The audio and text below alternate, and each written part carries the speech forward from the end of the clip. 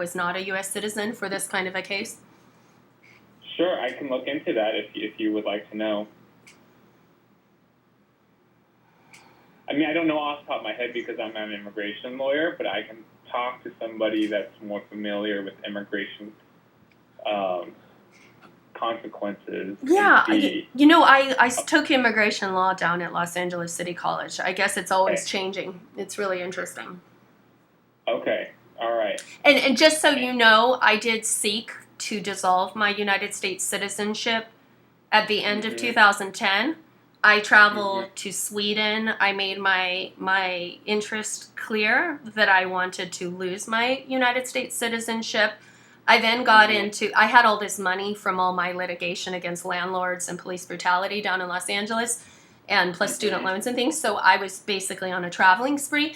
I then fell in love with England, and after I was assaulted by my ex here in Astoria, my stalker, I re-petitioned. I asked some friends in UK Parliament, or Twitter friends, in UK Parliament, if this pattern of male violence against women and gender-based violence in the misogynistic American colonies could enable me to pursue refugee status, because I've been under rape and police brutality and violence for pretty much, I guess, like 18 years of violence from men, American men, and I'm very tired of being raped, attacked, beaten, having my wrists crushed, being beaten on the back, having my head stomped, being crushed by American men.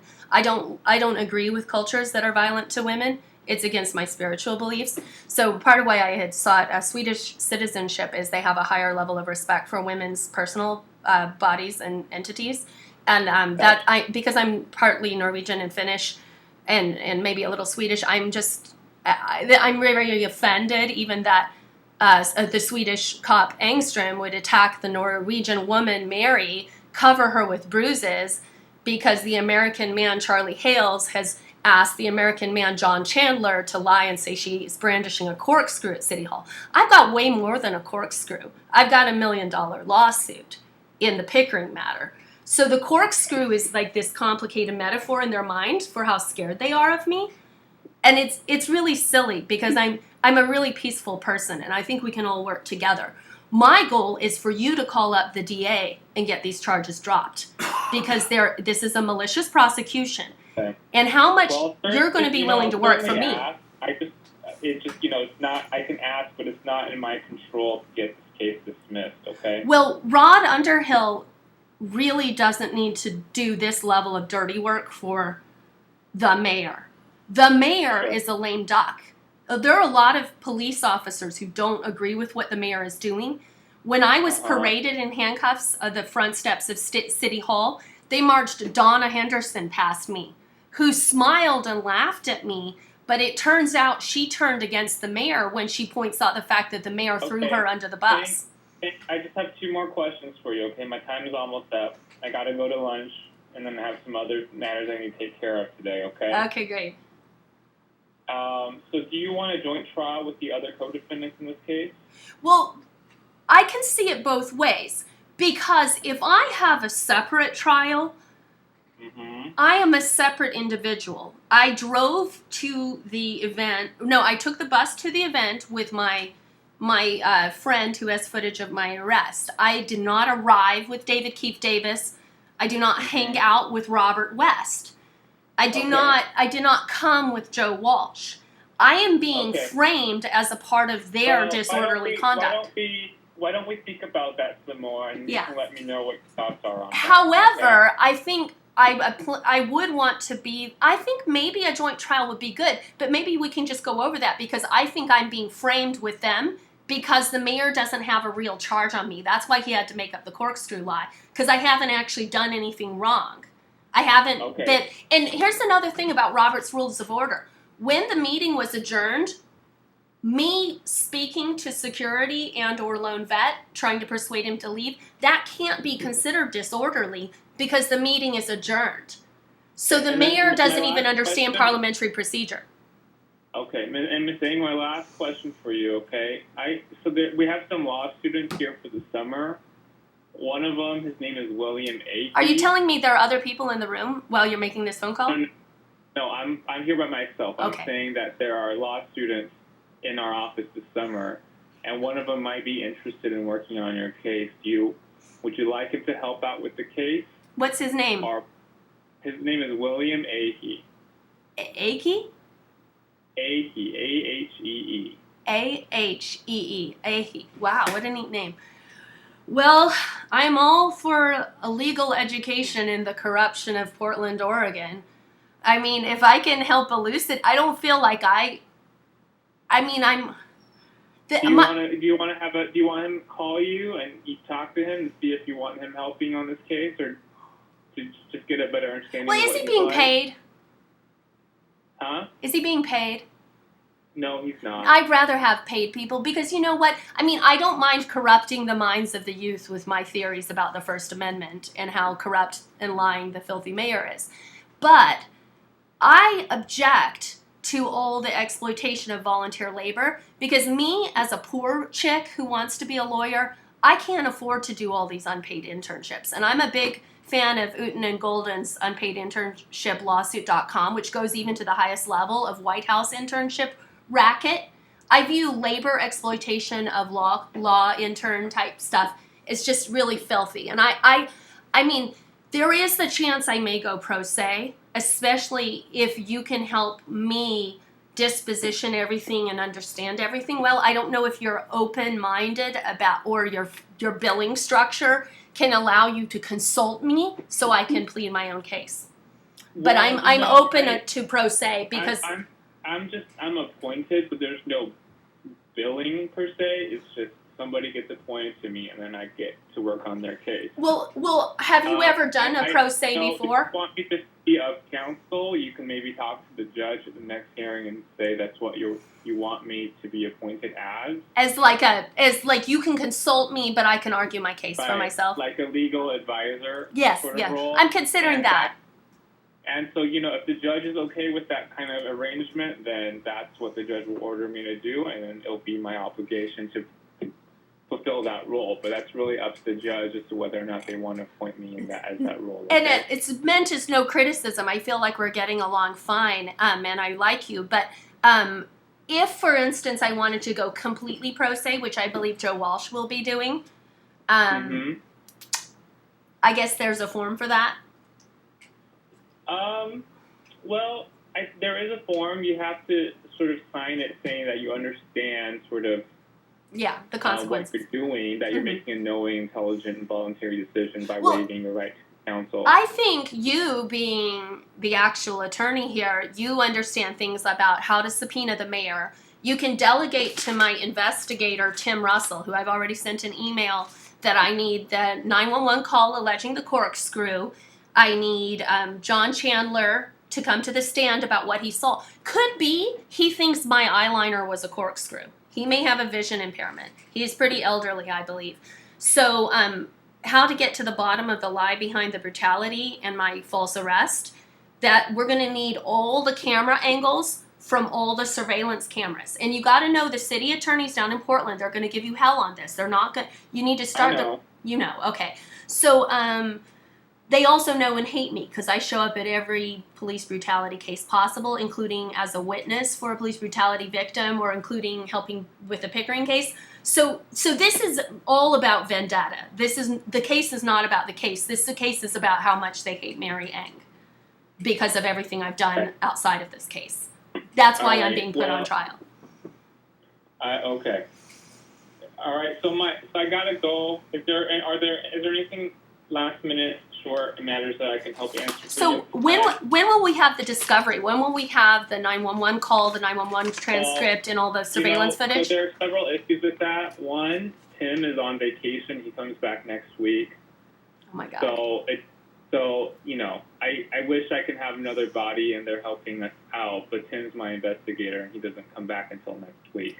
Okay, and then and then I'll have to talk to. So recently there's been a backlog in getting the 911 calls. I don't know what the waiting time is right now, but we usually can get those, within a month of requesting them. But I can't guarantee it to when they'll come in because I send the request and then they sort of set their own timeline to when they get it back to me. Okay, just so you know this about me, I'm kind of a bad client when it comes to being a big mouth online. I'm first and foremost a writer and a blogger. So the blog so far I've started for this case is going to be called Corkscrew Gate, which is the third in the trilogy of Squirrel Gate and Choke Gate.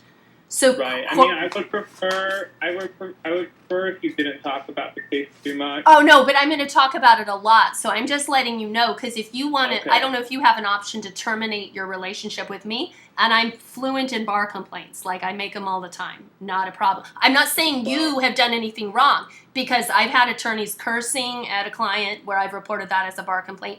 Miss Fox lied and forged my signature on a form, so I've already got a bar complaint on her. She doesn't know that yet. So I'm just saying, watch yourself. Make sure you treat me respectfully and don't do me dirty. Don't do any dirty work for Multnomah County. Well, Miss Thing, I'll work with you. I've been appointed, and I'm going to do the best I can to represent you, just like I represent all my other clients. I can tell. And all right. But when I get more... If you have any issues with my representation of you, feel free to talk to me about it, okay? Sure, I think that's always the best option. And, I don't think I will. But I'm going to be putting the police reports, which I had scanned at Kinko's and that are now on my Scrib channel, up online. I'm just waiting on that Crooker one, which I guess Austin's going to send me so I can digitize it. And then I'll be putting the critical videos on the Corkscrew Gate blogspot as well. But that's just like your backup insurance, so you know where you can find it. Because my other big blog, which is Brain Garbage, is way too complicated and convoluted and chaosy for you to be able to find anything in any logical sequence.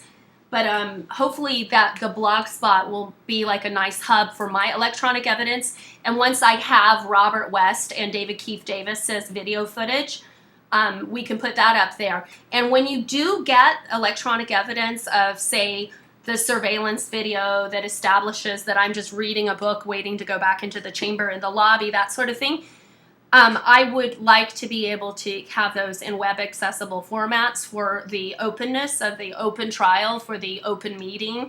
And I would also like to have a requisition on who performed the typo on the Multnomah County Sheriff's Office disposition that we were arrested for deserving a public meeting. Somebody in Multnomah Sheriff's is on our side, and they basically know that we were arrested for deserving a public meeting. I'll do as much as I can, and I'll let you know if we make any progress, okay? Okay, and I'll send you the bruises and the videos. Okay, and then thank you. And if you have any concerns, feel free to let me know. If you have questions about, if you want my role to just be advisory, or if you'd rather go pro se, let me know as well, and we can work on those issues, okay? Okay, great. How many clients are you going to be carrying on your client load these next couple of months? About 50 to 100? So let me figure this out, okay? I can look it up for you right now. Okay. But then I really have to go after this. Okay. Well, I think Austin told me 50 to 100 yesterday, because I was very familiar when I advocate. I essentially helped represent Ben Pickering, delivered all the evidence to his lawyer, Lee Wachaki. So just so you know, in terms of open files that are under my name, there are 137 open files. Uh-huh. Not all of them are active. We don't have a way of marking which ones are active, but my guess is, I think Austin's about right. It's anywhere from 50 to 100. Is there any kind of partnership that could be worked out with Clatsop County where I could be tried out here and we could just bring the mayor and all his people out to our courthouse? We have a really big empty courthouse and a lot of really bored public defenders and no crime. Not that I know of. Because the inconvenience to me to satisfy the mayor's bloodlust is kind of like a little... It's kind of like I just came down to help my mom clean out her house so it could go on the market. I didn't come down so the mayor could pick on me. Okay. But he couldn't miss that opportunity. I don't know of a way to make that happen. Or I don't know, like if I were to accept a plea bargain of like 6 hours of community service, I'll probably be volunteering at the church rummage sale anyway. I mean, I'm not saying I want to plea out yet, but Right. I do want to know what all my options are, especially options which are less draining on me physically, because my body well, has collapsed under the stress of all the brutality. I've had judges make exceptions for like when and where people can do community service if they have a good reason. And, you know, I've had people do community service in Washington State. I've had disabled people do alternative means of community service. Some people, if they prefer, they want to do their community service for the church. So I've had to sign off on this too. Well, I basically did a 9-hour shift calling all the bosses of the security guards, blogging, uploading footage, and working on this case yesterday. So it's kind of like my whole life has been pro bono. Like, I've never really been adequately paid for what I've done, but I'm like a civil rights activist, and I've done class action rep and labor law, reporting abusive bosses, that kind of thing. So it's kind of like, it's ironic if I were to choose that route, because my whole life has been unpaid, so much so that I live in dire poverty. So the mayor not fronting me a bus ticket when he's already brutalized my ex-fiance, that's kind of like, now he wants to brutalize me. I'm just like, next. I don't know. You can tell I got some bitterness and hurt feelings, but I can probably get a good counselor and try to spare you the how upset this whole case makes me. But it's really dirty. I think it's like mean-spirited might be the word. And I didn't. Well, you know, I think in some sense all criminal prosecutions are mean-spirited. Yeah. Yeah, I helped a defense attorney down in LA, who my mentor, on a baseball bat murder. His name is Stephen Schwartz, and he's sort of like he's a former prosecutor in LA who's a public defender now. And he really taught me his philosophy of law, that even for something as serious as bashing someone to death with a baseball bat, you can't commit that kind of crime with a competent mind. And I definitely didn't have any mens rea for any crime that the mayor wanted to allege that I committed. Like, there's absolutely no guilty mind.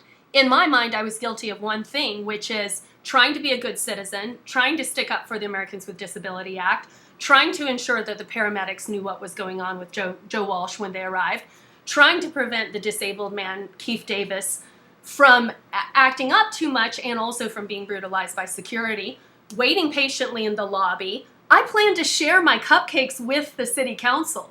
That's what a nice person I am. I had an American flag cupcake thing with a cupcake icing that looks like an American flag because it's right before July 4th. And my work reporting back to D.C. on the police brutality has been going on for like 3 years. You know, I gotta get going. Okay, well, have a great lunch. It's great talking to you. I'm so glad I get to know your office a little more. Do you know Mr. Marin, who's representing Davis? Christopher Marin, by chance? I do know Mr. Marin, yes. I think I know him too. He has does he have facial hair and a beard and kind of like dishwater blonde hair? Brownish blondish? You know, that sounds like him. Yeah, I think I know him. Are you in the same? Are you in the same office with Lee Wachaki by chance? No, Lee's with Chris Marin's office. Oh, he was so great when he took the police down for their brutality on Ben Pickering. The only problem that caused me to do a bar complaint is what a potty mouth he has. He was such a dirty talking boy. And I think he was just trying to bond with his client, but I found it really unnecessary. So I really appreciate your professionalism and your appropriate respect of me. Well, thank you, Ms. Hang. Thank you, Mr. Shu. Well, have a great lunch. I won't keep you. Thank you. Okay. All right. Bye-bye. Bye-bye. Take care. You too. Thank you.